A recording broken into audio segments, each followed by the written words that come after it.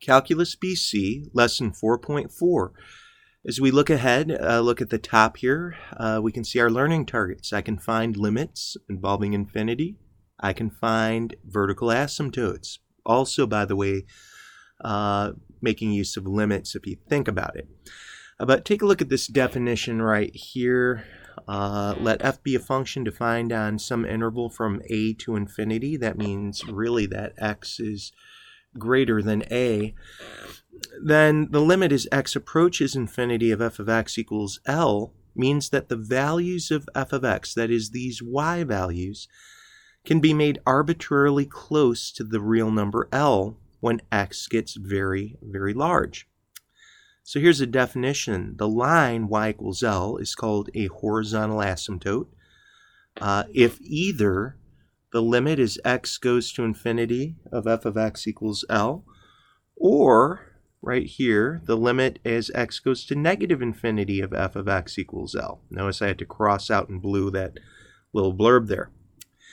Also, take a look at this theorem. It says given that k is a positive rational number and c is any real number, when we have x getting very large, some constant all over x to the k, something like x squared, x cubed, x to the fourth, whatever it might be, as this denominator gets very, very big, our overall fraction goes to 0. That's really saying 1 over big is small. And that's also going to be true as x goes to negative infinity. You're still going to get that denominator to get very, very large. Even if it is a negative overall value, you would see that that denominator being super large, even with a negative in front of it, means that you're getting close to 0 as that fraction is looked at. Similarly, we also have 1 over small is big. Well, let's take a look at this limit as x goes to infinity. We have right here a problem where we can approach this in terms of AB calculus or BC. Method 1, I'm going to show you, and I think it's important for you to see, this is for Calc AB students. And what we generally do is we'll look at our lower portion, that denominator, and look for the biggest power of x when we have this rational function. And we're going to multiply everything on top and down below by 1 over that biggest power of x. So what's going to happen? Algebraically, we're going to get the following. We're going to have the limit as x goes to infinity, but we're going to see that we'll have 2x cubed, but now I have a denominator of x cubed. I'll have a plus 7 all over x cubed. Down below here, we'd have 7x cubed over x cubed. We'd also have plus x all over x cubed, and then 9 all over x cubed. And if we were to clean this up a little bit, canceling some things out as needed, this first term just becomes a 2. The x to the thirds cancel out. We'd have 7 all over x to the third. Down below, these x cubes, well, they'd cancel out. This right here in the middle would be 1 all over x squared. Then we'd have 9 all over x cubed. To be sure, all these denominators, they're getting very big. And when we have 1 over something big or 7 over something big, that goes to 0. So I have this 2 right here. I'd have 2 plus 0. Down below I have a 7, but 1 over x squared, that's going to 0. And 9 over x cubed, that's going to 0. Where are we going? Well, I think you can see quickly we are going to 2/7. Now, method 2 is really focused for Calc BC students, and that's honestly what I prefer that we're going to do. As x gets sufficiently large, you might remember talking about end behavior. As x gets to be super, super, super big, this 2x cubed gets to be even larger, so big that that plus 7 is completely inconsequential. It really doesn't impact what our numerator is getting close to. Likewise, down below, we have this 7 all over x cubed. That's really what's dominating our lower part of the problem. When you plug in something like a trillion, and by the way, a trillion is small, and you cube it, and then you multiply by 7, you're going to get something so unbelievably large that compared to the x right next to it, the trillion looks super, super tiny. It's as if it's inconsequential. So what are we getting at? We're saying we are just interested in what our y values are getting close to. Look at this. The x cubes cancel.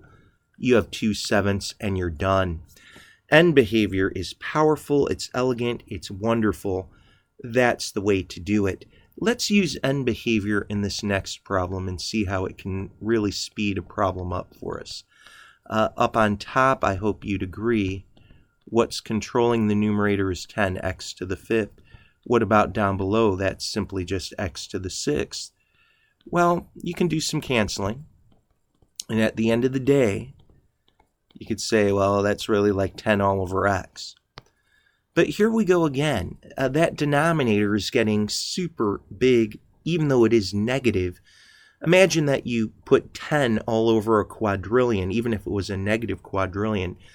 10 divided by something really big, even in a negative direction, gets small. It gets very close to 0, and we are done.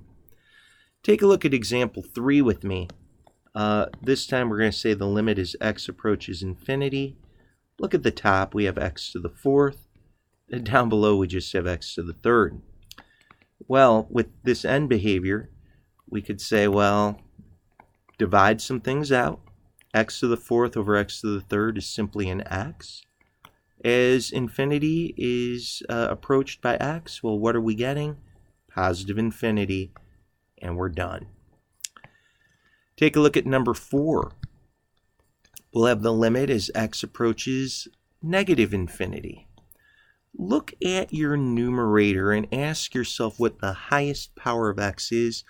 Guys, as you look here, as you would have to multiply together, you'd get negative x to the 3rd. Down below, as you would FOIL, as you would distribute, you would get x to the 3rd also. By the way, you don't even have to do a complete distribution here. You can. I mean, sometimes kids will want to do that. Ultimately, I'm just concerned with what the largest power of x could ever become. Once you look at that, you can see these things cancel out. You'll just be left with a negative 1. Well, here we are at number 5. And as we're looking at number 5, no doubt about it, we have x approaching infinity of this square root function, square root of 25x squared plus 1. I guess what I'd really like for us to remember is that the square root of x squared, this is review, the square root of x squared was actually the absolute value of x. It's not x, it's really the absolute value of x.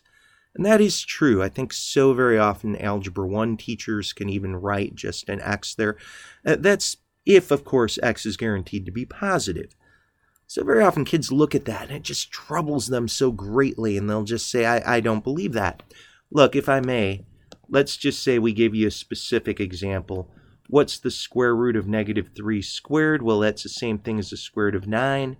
Output is only the positive 3. The question is what you put in exactly the same thing as what comes out? And the answer is no. So it is true that the square root of x squared is really the absolute value of x. Also, here's some more review. And we already talked about this in class recently. The absolute value of x is x if x is greater than or equal to 0, or the opposite of x. Notice you do want to call it the opposite of x if x is less than 0. Well, I'm going to call this example 5a, and let's do some end behavior. Let's take a look as x approaches infinity. You could say, well, what's really controlling the top? Well, it's just this biggest power of x here, the 25x squared. What's controlling the bottom? Well, my goodness, just a 3x. Then what? Well, let's take a look here. What's the square root of 25? Well, the square root of 25 is 5. What's the square root of x squared? Oh, be careful. It's the absolute value of x.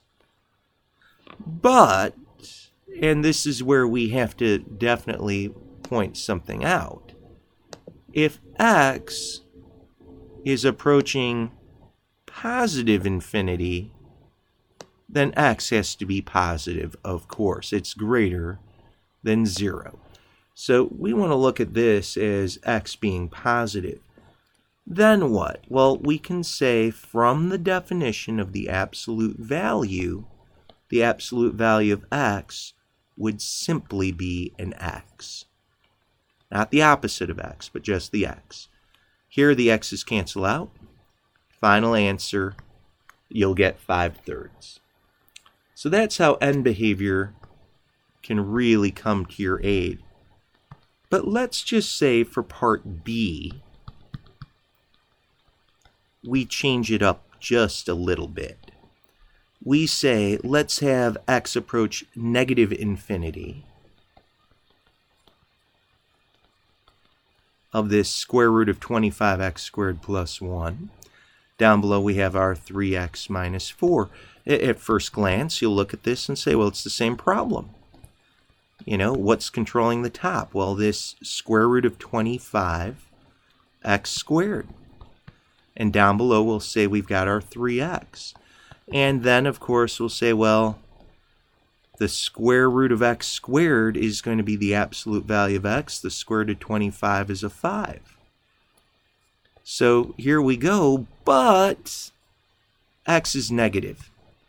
Look, as x is going to negative infinity, no doubt about it, x is approaching numbers like negative a trillion and so forth. So, of course, x is negative. Take a look up here where I'm highlighting in green.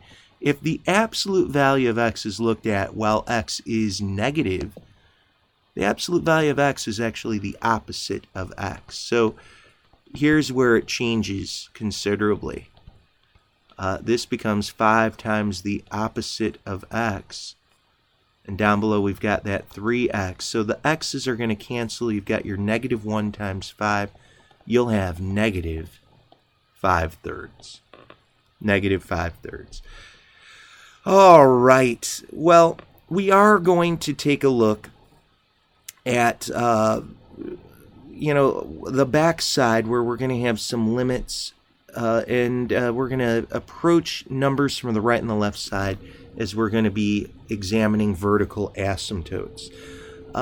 One little thing I'd like to just review, we're going to pick this up in a video in just a little bit, but if you had y equals 1 over x, very famous graph.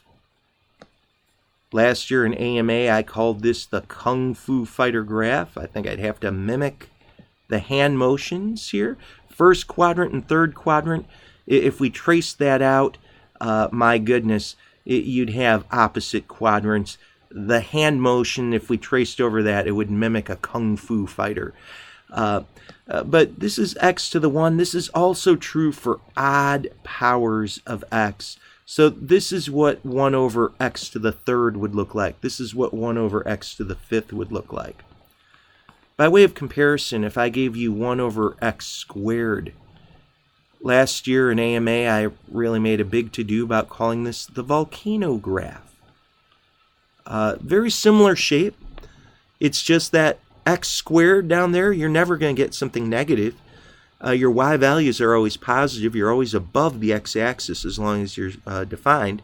And that shape kind of looks like a volcano.